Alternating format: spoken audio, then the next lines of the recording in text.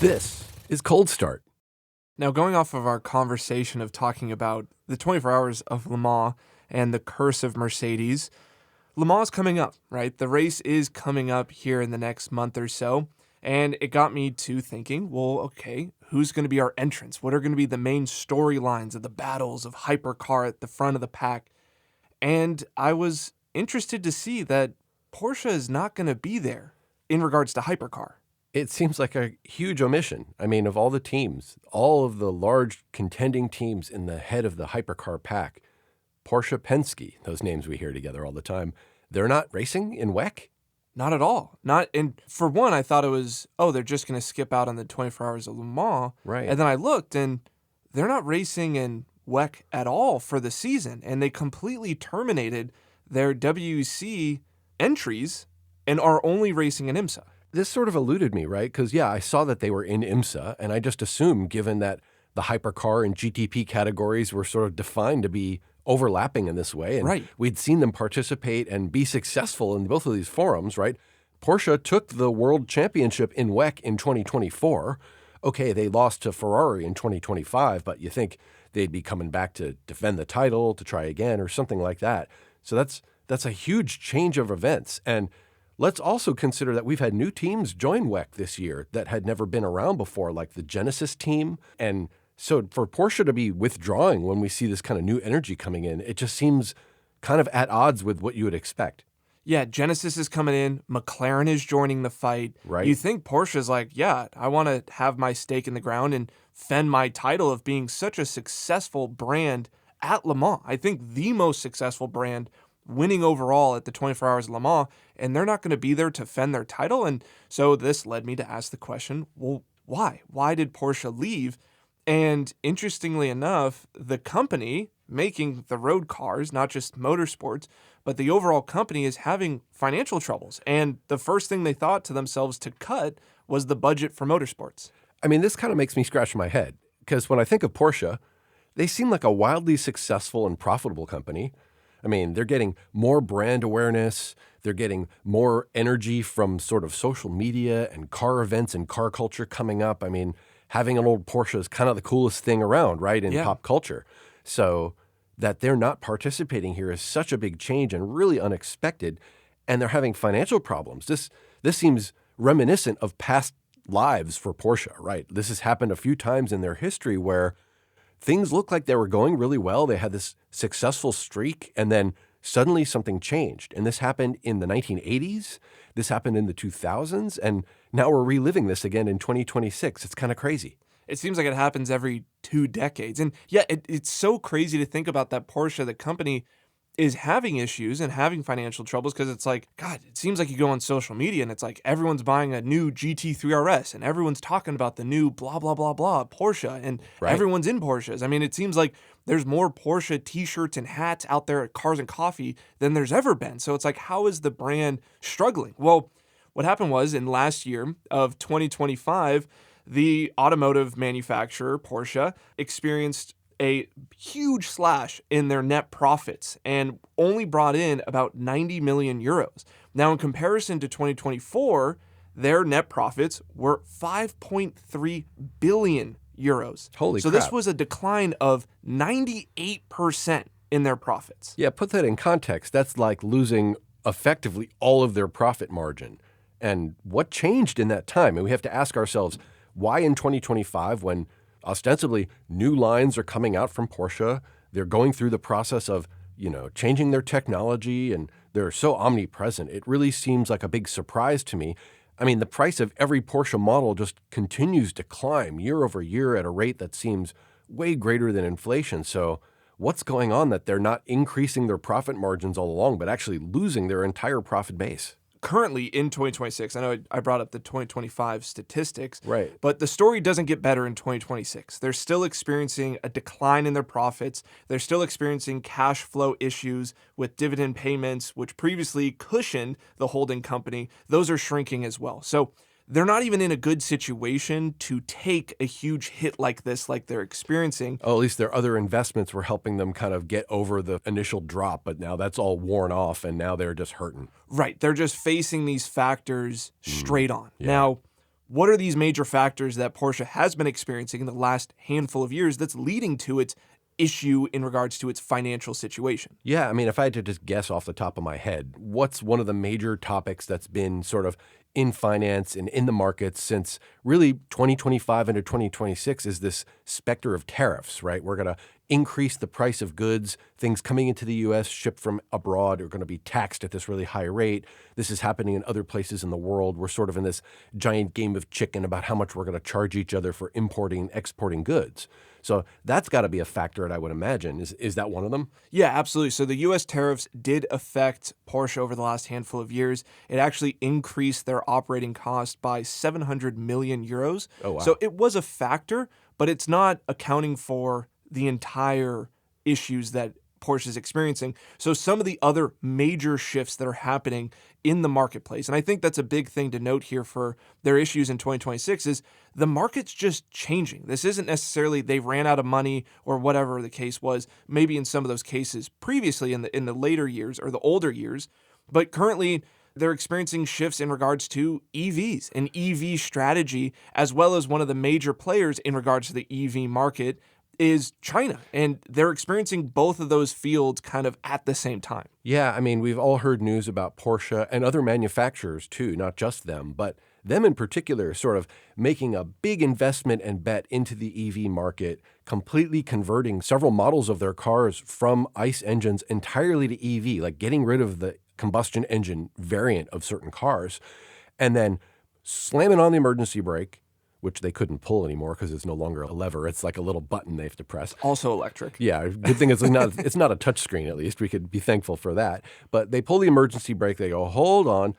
This EV thing, we don't think we want to invest as much in this as we thought. The market is not shifting in the direction that it was initially going. The rate of adoption of EV seems to be slowing in a meaningful way in a lot of places. And man, they invested a ton of money in that EV conversion and just the process of R&D and retooling their entire factories to be able to create these cars that work on an entirely different technology. So let's talk about EV. And I think that'll dovetail us into the conversation of the other markets and what's happening relative to China, the US, and otherwise. Yeah, I was going to say, you saying they're like, oh, we don't want to invest as much into EV anymore. The issue is that they invested a lot of money into EV Too much. and now recognize that market's not going the direction that they thought it was going to. So Porsche invested 2.7 billion euros in their electrification of their model lineup, their factories, like you were saying, to be able to build these cars. A massive amount of money went towards this future strategy of Porsche going EV. Now, to be fair, Porsche didn't just make a terrible decision. Mm-hmm. There was a lot of things that were forcing them to go down this rabbit hole.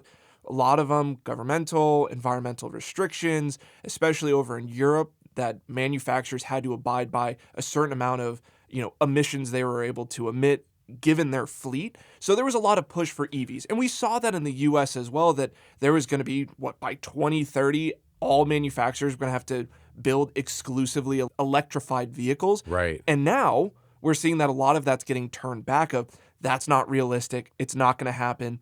EVs aren't selling very well. So not only is Porsche experiencing this terrible outcome of what the market is responding to what they did with EVs, all the manufacturers are experiencing this. And so it's not just Porsche, but unfortunately Porsche kind of put a lot of eggs in this basket that ended up not coming to fruition the way that they thought. Now, the other piece of it, kind of hand in hand with electrification, EVs and stuff like that, the largest EV marketplace of people buying EV vehicles is China. And that was a massive new market for a lot of these automotive manufacturers to get into because people kind of stayed away from China for the most part because of some of the ways that they do business over there, being afraid of them stealing intellectual property. But now we saw a huge influx of people getting into the Chinese market to try to sell their EVs, but experiencing some issues and competition within that market. Yeah, and there's not only the new market that's expanding in China with a lot of new wealth in the country and people being able to buy luxury items, things like fancy Porsches that have been coming into the country. So they carry a lot of, I'll say, cultural weight as this valued luxury goods that came into the country and is now being made available to this market, and in some cases actually being designed and tailored to that market in particular. And you have this really copycat kind of behavior happening across the automotive industry where manufacturers are looking at one another to see what they're doing and where are they investing, where are they potentially missing out on markets. And China has been held up in lots of different industries, not just automotive, but in particular in this place as the next frontier for profits, the next place to go where there's an untapped market of potential consumers that are going to buy our stuff. Because after all, European and American car manufacturers sort of are the global leaders. So we'll find these new, what we call emerging markets, Asia, Middle East, Africa, places that we can move into and start selling some of our cars. And we haven't been historically all that successful with that, but there's been pockets and small markets where you'll see some Fords in South Africa, or you'll see some specific manufacturers who have deployed in a specific country. But now what's happened in the intervening time is that China's own auto industry has come alive and caught on fire. They are just exploding in growth. They are expanding in the number of companies involved in their industry. The rate of innovation and new cars coming out there blows away what we see in the US market, certainly, and the European market. And it makes sense if you look at their consumer base, how many potential customers they have, how big that customer base is to serve.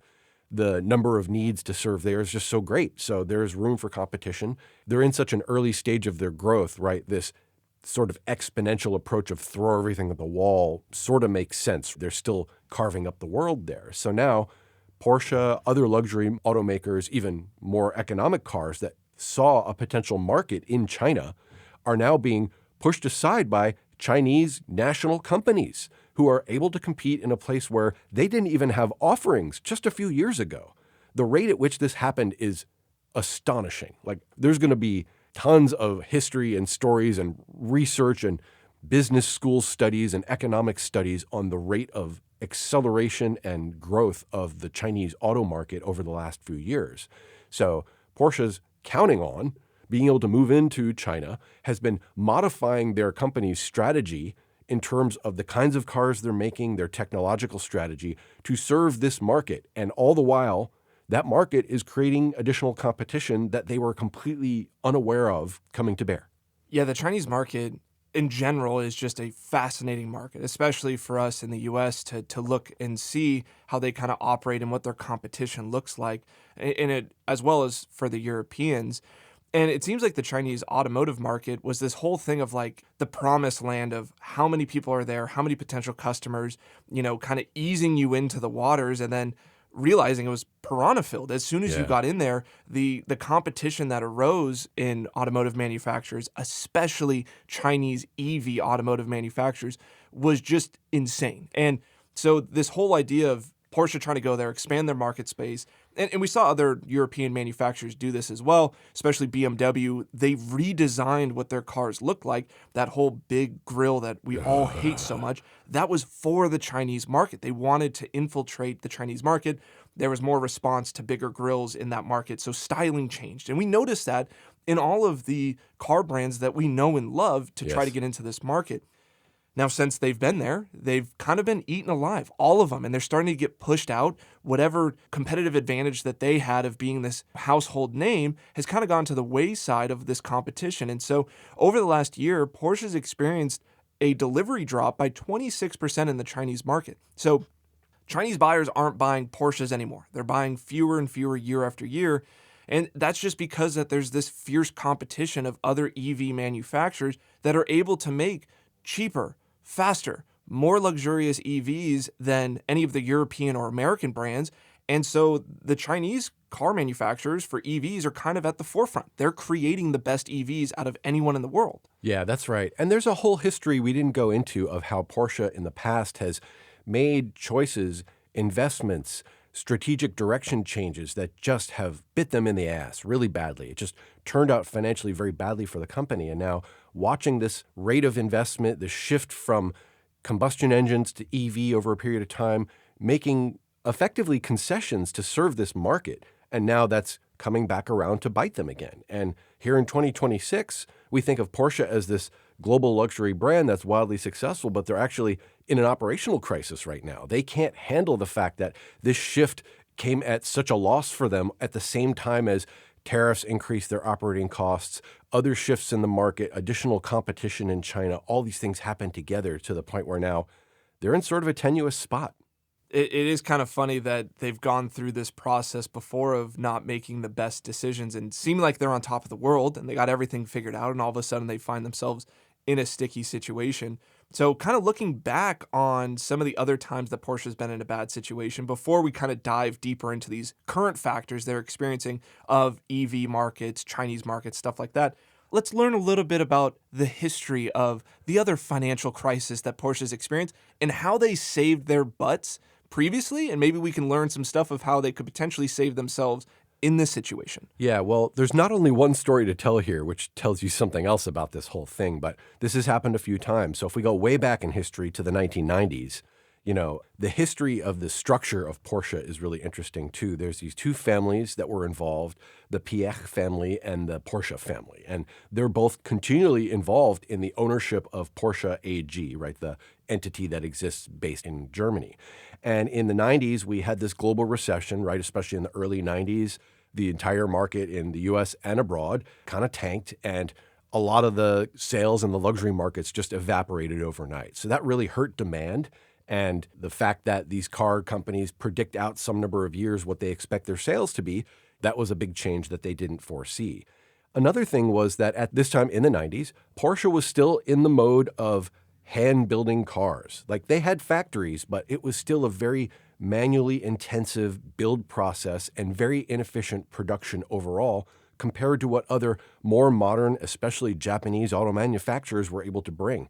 It took about 120 hours to build a single car compared to competitors that were doing it in a fraction of that time. So that became unsustainable in terms of the operational and manufacturing costs they had.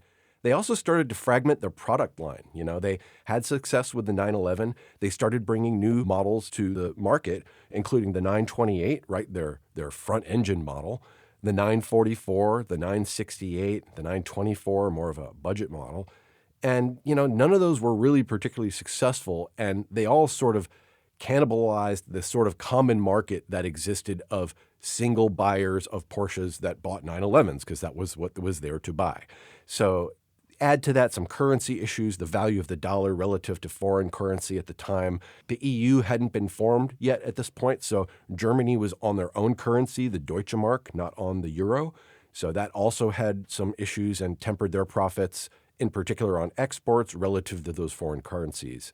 And then so all of these things together led them to realize we need a different strategy. We need to make some changes. And this led directly to the creation of some of the new platforms at Porsche at the time that are, to date, cash cows for the company. The Boxster came in line, and the Cayenne. It was their first SUV ever released. They made the shift from air-cooled to water-cooled cars, and they created a common platform for the Boxster at the time and the 996 era Porsche 911, the first of the water-cooled cars. So they came out with this new method of production to help them be more efficient, and which allowed them to sort of shift the trend from where they were operating from a deficit to one where they started to see growth in the market again in sales and growth in the consumer side, and they were able to get back to financial strength. It seems like that situation was like their transition from a boutique company still, like producing small amounts of sports cars Yes. for a very specific market, to then transitioning into more mass production, especially once they got their hand on the SUV market. And we see the success that the SUV market has had within the car industry as a whole. And Porsche was able to ride those coattails and creating the luxury SUV model in the Cayenne and how successful that is. And now we have even spin-offs of that, of the Macan and stuff like that. So it seemed like them creating the right model saved them in that situation. Them creating the wrong models, not knowing their industry that well, some of those other spin-offs that didn't kind of hit the demographic that they thought it was going to hit. But then once they found what was actually going to sell well, it saved the company. Yeah, and in the history of looking back at those models, like, they're all considered a little quirky, a little out of character for where Porsche was going, like the transaxle cars, the front engine cars, really a long distance from their history. Oh, then you make this great leap forward when they start building SUVs. Talk about a leap from their history.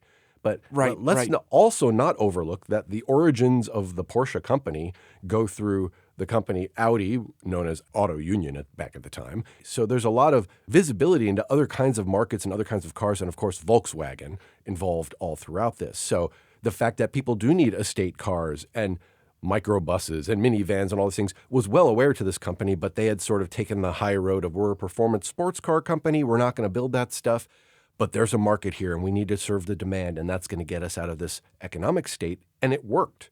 By the early 2000s, Porsche was back at strength. These cars were successful. Cayennes, you see them on the road all over the place. It even led to the further creation of the Cayman as the hardtop version of the Boxster. And then later on, we saw the baby SUV, right? The Macan was released. And this is all well before EVification. We're still in the early to mid 2000s period at this point.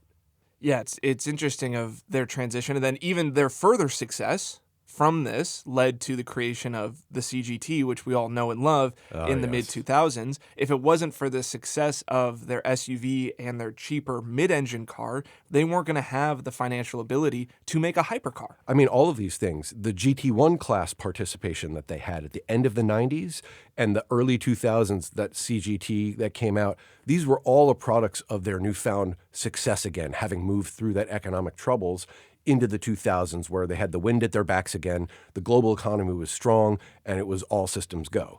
Well, I want to make further parallels from this 1990s issue to the current situation of 2026, because during this time that Porsche was having issues into the late 90s and the early 2000s, they were developing a car to go race Le Mans in 2000. That's correct. Now, given the financial issues that they were having, they ended up pulling that project. They didn't go to Le Mans, their prototype, the LMP 2000 that they were developing, and that engine later went to go into the CGT in different iterations. I understand it wasn't the exact same V10, but it's kind of interesting of Porsche made poor decisions in the 90s of what models they were developing, what markets they were going after, to lead to financial issues, which then led them to cutting their motorsport program. It sounds like a direct parallel to what we're experiencing nowadays with Porsche. They went after the wrong market, they created the wrong models, they're not going racing at Le Mans anymore. So this means potentially the solution here in 2026, like they had the solution in the early 2000s, they need to understand their actual markets, their actual demographics, and creating a model that's going to save the company once again. Yeah, that's Giving right. up on the old models, giving up on the things that weren't successful, that didn't sell very well, EVs, and transitioning to something else. You know, there were rumors, and, you know, you listen to this stuff out in the auto sphere, out on social media, in news and journalism to the extent you can keep track of it. Like, what are the directions of the future of the auto industry?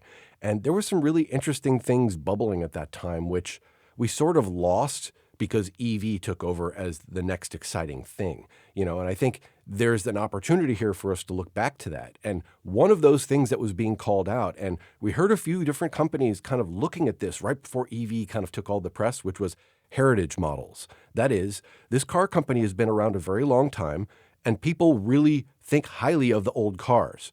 If we can continue to service those cars, create parts for those cars, create an aftermarket and third-party enabling upgrades and reviving those cars, it looks good for us because we have this whole history of lots of those cars still on the road. Like, we wear that as a badge as a company. We talk about something like 70% of all Porsches ever built are still on the roads or something.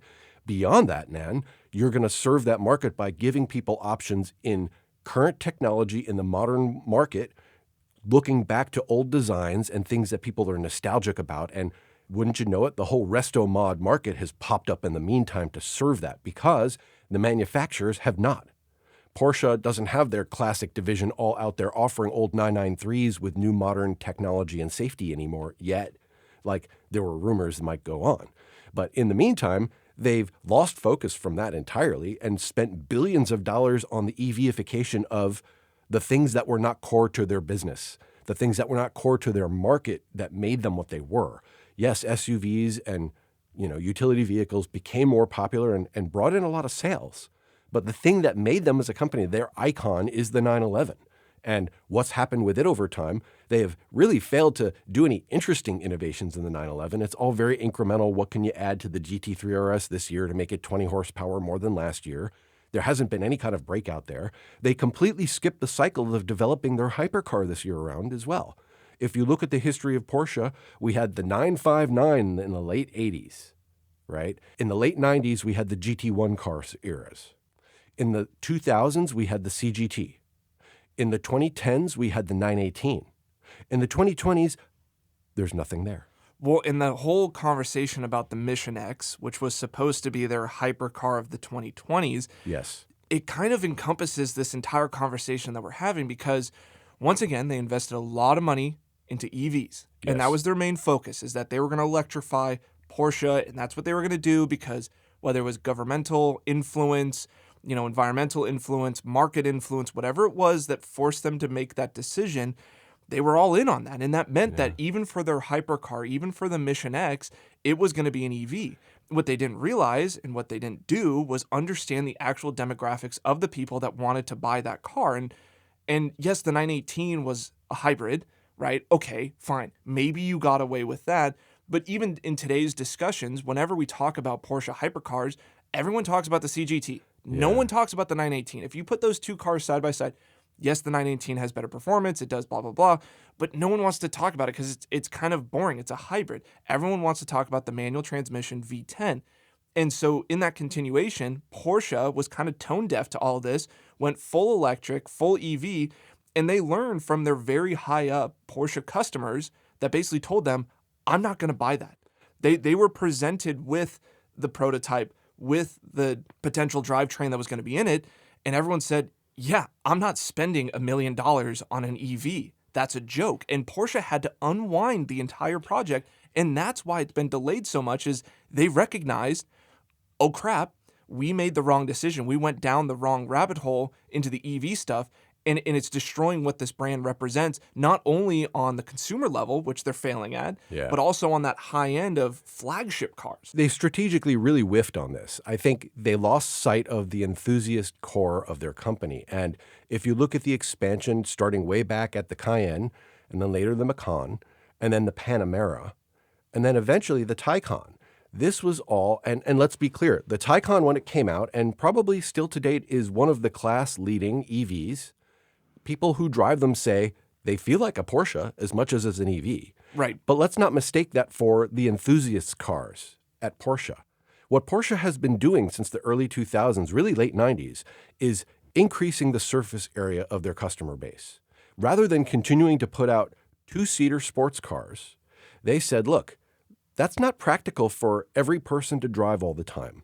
A lot of our customers, heck, probably the majority of our customers, have some other car that's not a 911 because their practical life requires it, or that's just something that they need in their life. So over time, Porsche expanded their footprint to give people an option for that second car that's not their enthusiast sports car, that's not the two-seater, so that they can bring the family. They can have the estate wagon, whatever that they were looking for. They had those options. So now all of that exists now, and all the while, they're betting on all these other things while their core business that they came from, their origin that they forgot about, the 911, hasn't really changed in any way. And in fact, they're in this mode now where they're operating a little bit more like Ferrari and making them more exclusive, harder to get. They're really alienating the core customer base who wants to go out and buy a 911 and maybe can't do it anymore, where they are aspirationally maybe almost able to achieve that base level 911. Now the cost of it's just way gone beyond any realm of people being able to actually afford. And so in trying to serve this other market, they sort of undermined their core market and the growth future potential of that core market for their company. Young people coming up can't afford a new 911. There was a point in life when people been working long enough, they became successful enough, they were willing to take on that much debt, whatever it was, that, they got to that point in their life like, I can go do that 911 now. Well, the point at which people can do that is so much more elusive because the car has increased in cost well beyond the increase of the cost of money through inflation. Hell, young people can't afford old Porsche 911s. That's a whole other discussion. I don't even think there's a generation that's within like a reasonable price point.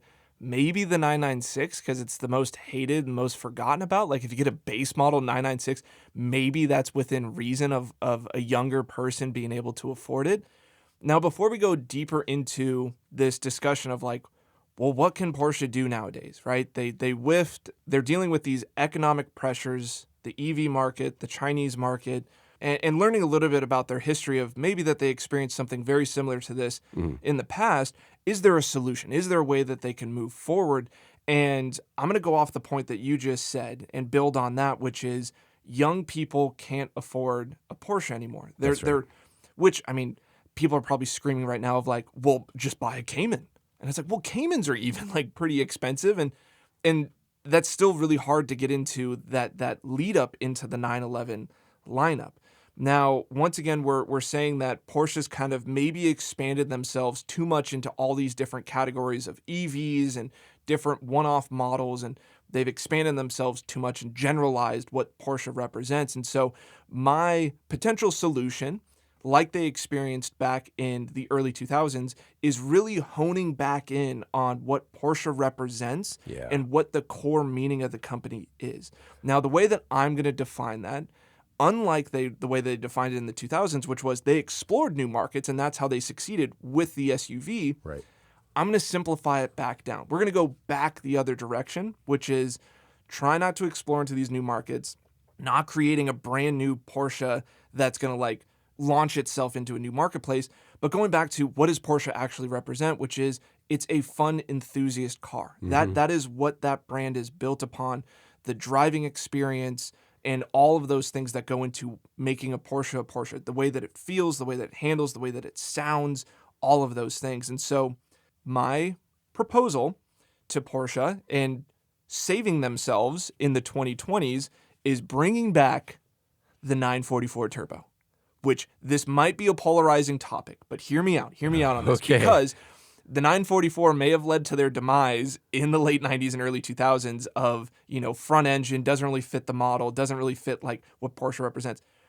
But to me, there should be a cheap way for these younger people to get into Porsche, where if we alienate Porsche as this upper level of like the ultimate luxury model, and you're not going to be able to afford one until you're in your 40s or 50s or you're retired, you're missing out on a huge demographic, which is those late 20s to late 30-year-olds that still want to be a part of the brand.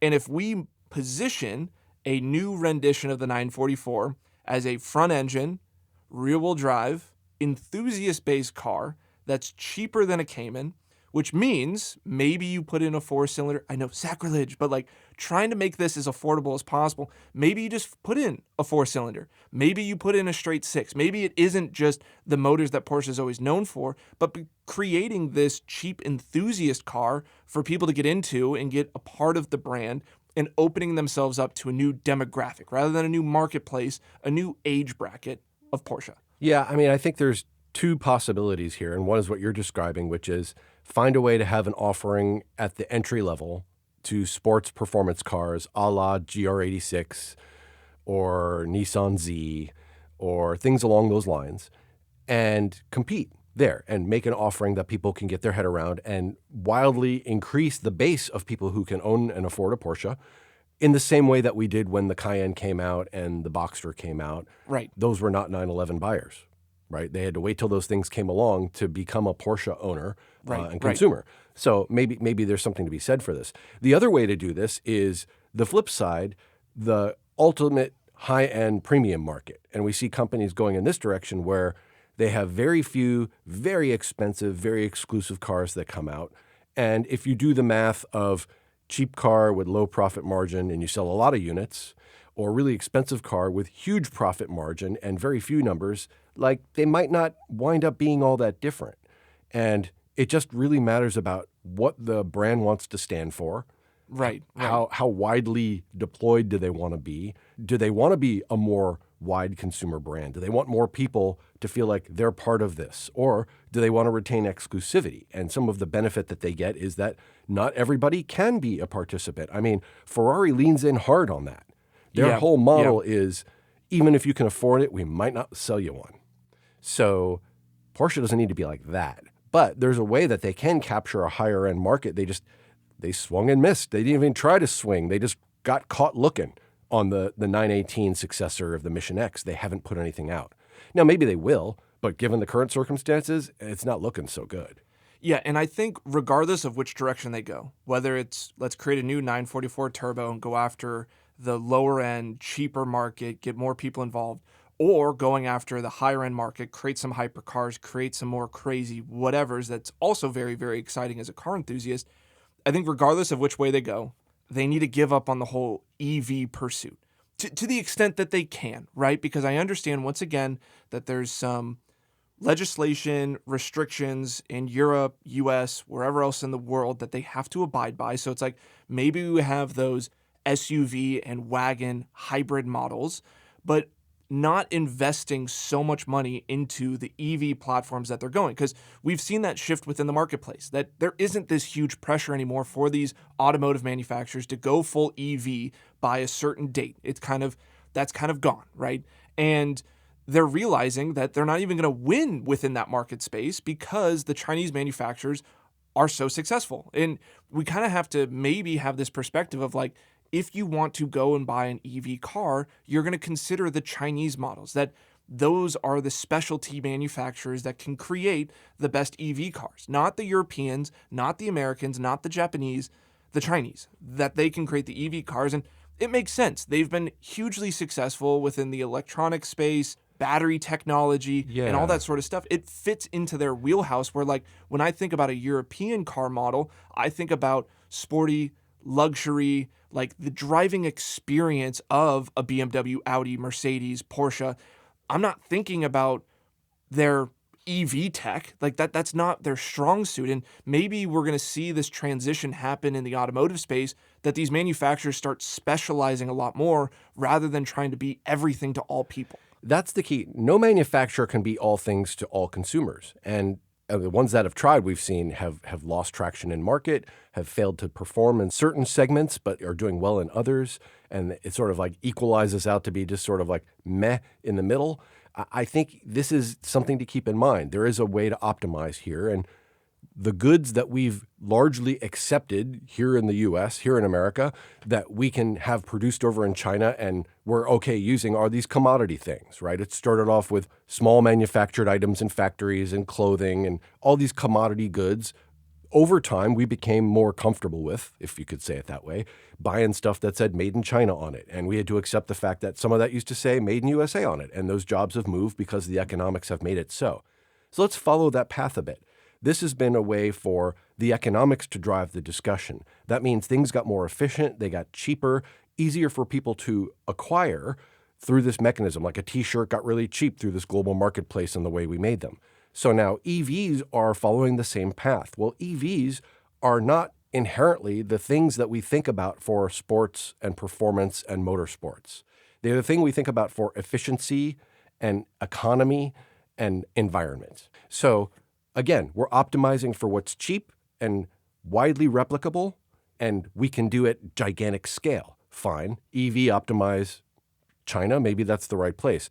When we think about the material selection, fine goods, luxury items, go back to clothing and things. People think of made in Italy, or certain locations in the world have this sort of other reputation, right? And we have to be careful. You can't broad brush say everything made in China is cheap and efficient, because it's not.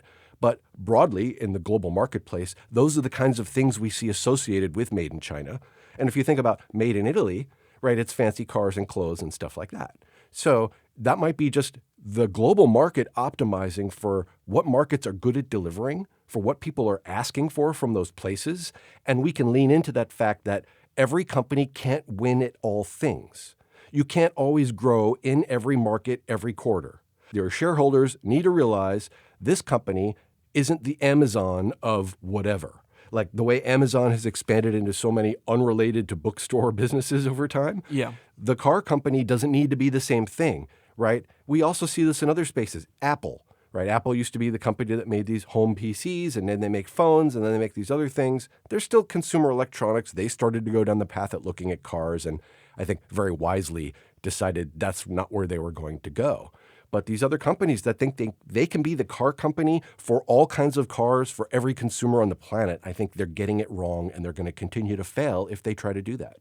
Yeah, and that comparison of like Apple to cars, I think is great, because if Apple would have waited for this EV revolution to happen, maybe they could have made an Apple car that was an EV because, I mean, I think a lot of us think about electric cars as more appliances than automobiles. You're driving a phone. Exactly. And who's good at making those things? China. They're really successful at making and the production of electronics and things of that nature. And like you're saying, when we think about Italy, we think about art and design and emotion. And when we think about Germany, we think of well-engineered and things of that nature and sporty suspension. And so maybe we're in this phase where everyone just needs to specialize. And once again, like you're saying, manufacturers can't be everything. Why did we go from these product lineups that were very specialized and presented the strengths of each manufacturer to let's just create everything. Let's create a crossover. Let's create a bigger crossover. Oh, we need the medium-sized crossover. Why are we going so broad? And why does BMW need to have an electric vehicle and Porsche and things like that? Like, maybe that's not where they are special at. Obviously, like, they're being pressured by the shareholders to enter into new markets like China and also extend their lineup of products so that they can make more money and have a profit increase quarter after quarter, year after year. But unfortunately, influence from shareholders, like we've seen, puts you in a position that you shouldn't have been there in the first place. It doesn't lead to great decisions. It just leads to potentially making more money for a short period of time. A prime example of this, people thinking like a manufacturer like BMW, they have an electric vehicle. What's wrong with that? Well, it's like, well, what if we took it the reverse way and we looked at Tesla and we're like, well, why doesn't Tesla make an internal combustion engine and be able to compete with BMW? Help us all. That makes no sense. Right. Tesla specializes in electric vehicles and they're successful in that space because that's what they specialize in.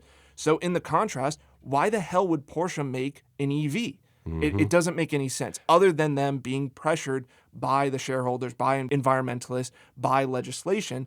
But at the end of the day, if it's going to lead to the demise of the company, they need to recognize where their strong suit is and double down on that rather than just trying to spread their chips all over the table. Yeah, and you know what? They did the proof of implementation. They went out with the Taycan. They said, here's our 800-volt platform, right? That was considered cutting edge for the time. And they made a good car within the constraints of what EVs are or could be. Great. But what did that do for the rest of their business? Did that help them in the direction that they are heading overall? And when they thought EV was the full future, maybe.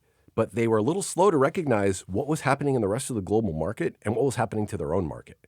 I think Porsche needs to get back in touch with their actual customer base, the people who help them get to where they are, and be thinking about the pipeline of what's coming next.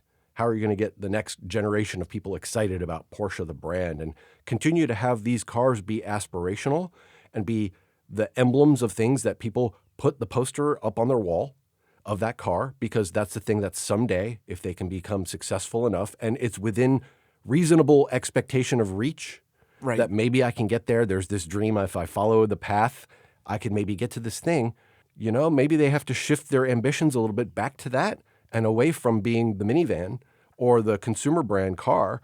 Even though there's a market to be had there, maybe that's not where they get rewarded in the market in the meaningful way that helps them perpetuate the brand that they want to perpetuate. They could cleave off a consumer brand. You know, there's Lexus on the high end and you have Toyota on the lower end. You have Acura and Honda. You have other brands that have done this division thing. Porsche hasn't done it. Or even step a step back. Why doesn't the Volkswagen Auto Group decide finally what is going to be of Audi, what is going to be of VW, what is going to be of Porsche? What do each of them do? They don't all need to do the same thing all the time. Right. And I think that's the beauty of the Volkswagen Group is each one of those can specialize. If you want the cheap one, you go buy a Volkswagen. If you want the off-road utilitarian one, you buy an Audi. If you want the luxury sports car, you buy a Porsche. Yeah, that's right. And there's a whole sordid history of Volkswagen in multiple realms. Yeah. We could talk about the whole emissions Dieselgate thing that happened. We can talk about that time during World War II that we don't need to discuss. We could talk about lots of times when the Porsche family was involved with VW and was trying to take it over in the mid-2000s, right? That was another emblem of Porsche's arrogance. Their egos got in the way. They thought they were better or smarter than the other people in the room. They were going to pull this maneuver off that wound up imploding on them and undermining their company to the point where they had to make these maneuvers to succeed and actually regain their position in the market once again. Like, this keeps happening over and over again. And you'd think they might be able to learn from their history, given how important history was to this company. I feel like history is always just destined to repeat itself, but if we do look at the history, if we do look at those late 90s, early 2000s position of Porsche, and I know that right now we're looking at Porsche and they're not in a great situation. They've backed out of racing and motorsports, which Yeah. for a lot of us is, very, very sad, and we're going to miss them at the 24 Hours of Le Mans. But if we look back at history, this means something very exciting is coming, where back in those early 2000s, even though we lost out on the LMP 2000 and what that was going to be in that prototype race car that they were developing, we did get a really cool new model lineup with the SUV and the Boxster and how successful those have been. And also, 5 years down the line, we got a really cool hypercar. And I think, I'm optimistic in this point in time that Porsche is going to come out with a car, or they're going to restructure their lineup that's going to go back to their basics, create strength again, and then that's also going to lead them to finally lead up to the fruition of the Mission X project, and it's going to be really, really cool, like the CGT was. That's my hope, right? That's the only hope I think we can have, is that history repeats itself, that Porsche is in a bad situation, but it also repeats itself in the same way that Porsche can absolutely redeem themselves from this point. I want to believe. I've been a fan of the brand. I've been an enthusiast of the brand. I've been put off by the brand and some of the things that they've done not so well. They're not doing a great job of bringing new people into fandom these days, other than for the flash and the glamour. But how hard it is to actually acquire one of these things, they're not making a lot of friends. So I think that's really important for them to look at. I think ultimately it comes down to the future of this company relies on them looking back to what made them successful in the past and what are the things that people still talk about 20 plus years on as an emblem of success of a thing that at the time they didn't even realize what it was in the form of the Carrera GT, let's say. So I'm excited about what this new car will be someday. I hope we get there. But here's another thing. A lot of these cycles that we get really used to, these things that ebb and flow, every 20 years it's this or that used to be the way at Porsche. There used to be an order in which all their new models came out. Like first you'd see the Turbo S. Then maybe they'd come out with the GTS or the Carrera S or the convertible or the Targa. And there was like this whole organized, orchestrated rollout. Eventually you get to the GT cars. And eventually at the end of the model, then there's a late model upgrade, right? So we go from generation 1 of that model to generation 2 of that model. And then there's a few special things that we've held back for you till the end of generation 2 of that model. And we're going to give you maybe a Speedster or a GT2 RS or something exciting like that. But all of those things that were playing themselves out over those repeating cycles have now changed over time. The cycle timing is no longer the same as it once was. The rhythm has changed. And there's a new influence here and a new dynamic, which is China's entry into this market, yes, of EVs, but also of sports cars and performance cars and, to be continued, motorsports. Absolutely. And that Chinese wave is coming and is something that European manufacturers and market is concerned about, that once China gets to the point that they start exporting these cars and even into America. I mean, I know that we've seen BYD's Build Your Dreams. What a terrible name for a car or car company. They used to be a battery company and then later on started making cars. Well, that makes sense for EVs. I mean, like specialize in the thing that the car relies upon. But I know that we've seen a handful of these in California, which they're not legal in California. So they're like pre-production or test vehicles or whatever it is. But this wave of Chinese EV cars is coming because they're selling in Mexico. They're selling decently well in Mexico, and they come at a competitive price and stuff like that. So it'll be interesting of how that starts to influence the consumer markets and if now we actually see a real wave of EVs, because I know in America there's been a lot of rejection of EV cars, and we haven't been adapting to them as quickly as the automotive manufacturers and legislation thought we were going to. And also within racing, that there is a serious bid that's happening of some of these Chinese manufacturers wanting to get into F1, WEC, things like that. And like maybe they're going to take Porsche's place in the WEC for the championship. Time will tell. But I think that'll be a good topic for a future episode of diving deeper into who are some of these key players in the Chinese market, getting a little bit more accustomed to who they are, what they're building, and how close we are to this potential future. And I'll point out that Volkswagen already has that entry in Formula One, and they're called the Audi team now. So Porsche's ambitions in F1, I think, are going to be gone for a while, especially with this new competition coming up. It's going to be really interesting to see what they can put down. In F1 today, where we have a 50-50 split between electric power and combustion power, there's discussions that might change. But when the Chinese manufacturers are 100% EV, and that's their expertise, and they're coming into a space that previously had been 100% combustion, is now just getting to figure out this electric and hybrid thing, it seems like the only way that they're going to be able to make a leap forward into motorsports is through acquisition. So I think there's a lot of interesting speculation and things we can talk about. Let's tee that up for another conversation about China and motorsports. Which sounds like a terrible topic, but I think it's worth the deeper dive because I think that there's actually some validity and that's coming and coming very soon. Yeah, we might have a feeling about it, but let's learn more about it before we sort of solidify what we think. And, maybe there'll be some surprises in there, and maybe there'll be things that reinforce the way we already think, but to be determined. Well, I hope that Porsche surprises me in the next coming years and that they're able to get back on their feet and back into motorsports and come out with something cool that makes us enthusiasts excited again about the brand and for them to no longer be Porsche. As a fan of the brand, I hope they do some things to make it easier for people to engage with the brand in order to actually acquire a car. They make it so hard these days, and it's really annoying. And so watching this happen, there's like comeuppance here. It's almost like they deserve it because they lost so much touch with what made them what they are. And while I don't want to see this go a bad way, people kind of get their comeuppance. What goes around comes around. There's lots of different ways to say this. But I am hopeful. I am cautiously optimistic that there'll be a good future for us to look forward to. And further discussions will sort of bear that out. Well, it's been a great conversation. Thanks, Todd. Thanks, Alice. And thanks for listening. This has been Cold Start.